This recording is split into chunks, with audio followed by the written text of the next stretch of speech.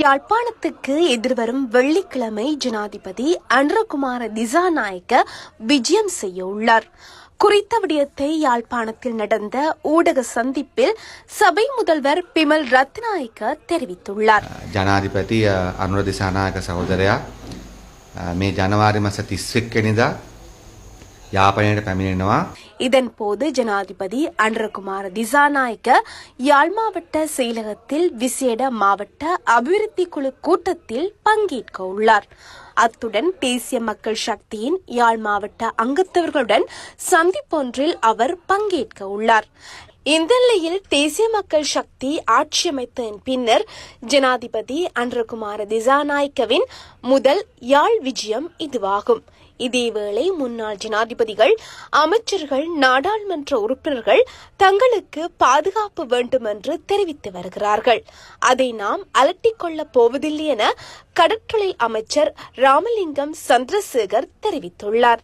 உண்மையிலே இப்போ நாங்கள் எடுத்துக்கொண்டா உண்மையிலே உங்களுக்கு எல்லாரும் தெரியும். இப்போ நாங்கள் கேபினெட் அமைச்சர்மார்கள் யாருமே போலீஸ் பாதுகாப்பு எடுக்கிறோம். அப்போ இது போலீஸ் பாதுகாப்பு எடுக்காத காரணம் வேறு எதுவுமில்லை. உண்மையிலேயே எங்களுக்கு மக்கள் மீது நம்பிக்கை இருக்குது. நாங்கள் மக்களுக்காக தான் செயல்படுகின்றோம்.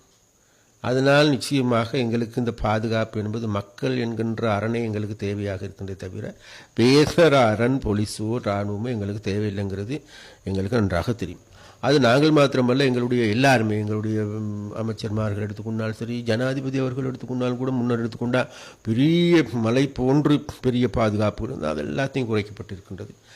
அப்போ அந்த வகையில் நாங்கள் மிக தெளிவாக சொல்லுகின்றோம். இன்னும் கூட இங்கே இருக்கின்ற அரசியல்வாதிகள், முன்னைய ஜனாதிபதிகள் இவர்கள் இன்னமும் பாதுகாப்பு போதாது என்று கூக்குரல் விடுகின்ற பேச்சுக்கள் இன்றைக்கும் காணக்கூடியதாக இருக்கின்றது. இருந்த போதிலும் கூட நாங்கள் அவர்கள் கூக்குரலுக்கு ஓரளவு செவிமடுத்து ஏனோ தானோ என்று இருக்கின்றவர்களுடைய பாதுகாப்புக்கு ஏதோ ஒரு சில வேலைகளை செய்து வருகின்றோம் என்பது உண்மை. இருந்த போதிலும் கூட இதெல்லாம் மக்களுக்கு தெரியும் எவ்வாறு இவர்கள் நடக்கின்றார்கள் என்பது. அந்த வகையில் நாங்கள் அது சம்பந்தமாக பெரிதாக அலட்டிக்கொள்ளப் போவது இல்லை என்பதுதான் நாங்கள்